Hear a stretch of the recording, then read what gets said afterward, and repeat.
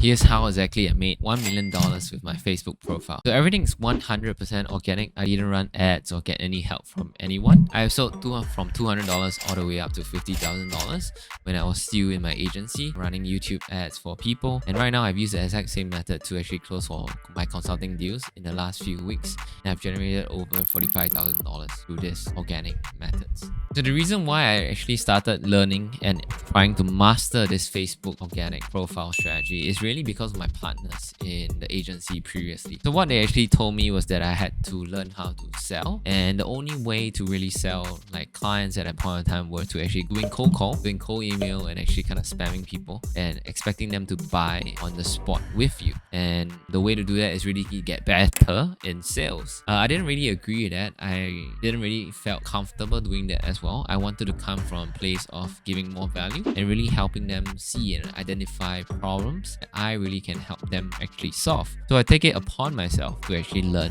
how to actually create content that converts for people.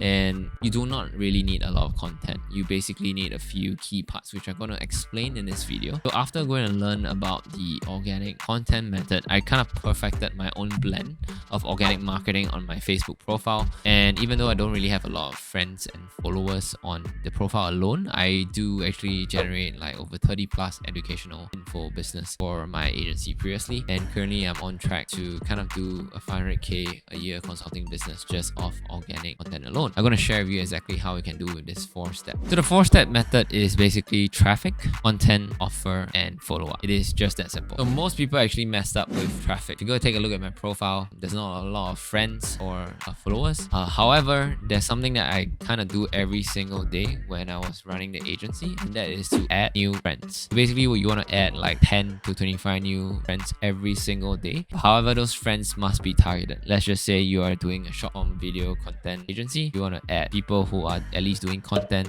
specific to your target audience, and you can add them as friends, be it on Instagram or Facebook as well. Right, so that's the gist of it. You want to find your target audience. Let's just say now you're a trading coach. You can easily find people who are already interested in trading in various trading groups. You want to go in there and add friends as well. So if you don't add friends every single day, what happens is that there won't be new people reading, watching your new content, right? So what happens is that same people watch the same thing. After a certain time period, everybody would have bought your stuff already, and then those who never bought anything will not buy ever again, right? So what I do is to recycle and improve the new intake of people, right? The new followers, the new friends, to have new eyeballs on your content. The second part is really about content, writing or actually creating video content as well. So in content, there are typically 4 pillars that I use. First thing is authority. So how do you display authority? Do you brag about your results? Do you showcase who you work for? Do you showcase the strategies and processes that you do? Second will be results and testimonials.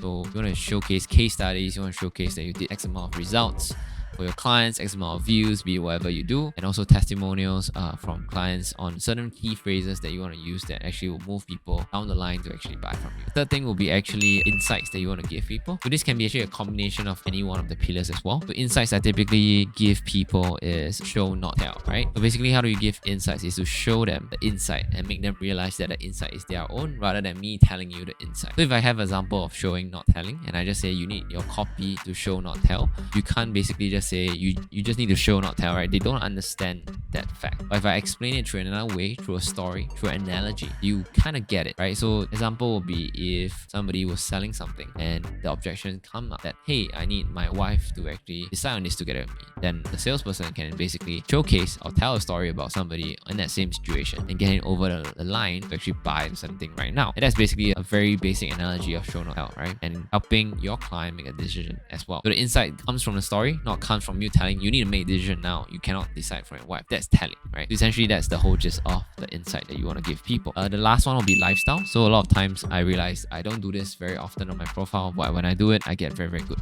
feedback as well. So previously I was actually writing about my story being a food delivery, working in food delivery at a point of time, right? I was walking around the town area in my country, Singapore, and I was doing that just to kind of like get over the hump and get some money at that point in time when I didn't really have anything going. I was just starting out as being an entrepreneur, and I had to actually get income somehow, and the only way I could do it was the food delivery ad. It was very easy to do, and actually it had very limited time, so I only had to work like 3 hours a day, and that was something that I was willing to do, and I spent the rest of the time working on business, right? So I kind of posted a story about it, and a lot of people actually gave me very good feedback on it. So the next one is offer. So most of the time, offer is just basically presenting your offer in content. So what I call them hand raisers as well, right? So example would be, hey, we're looking to actually help you generate additional $100,000 in the next few months.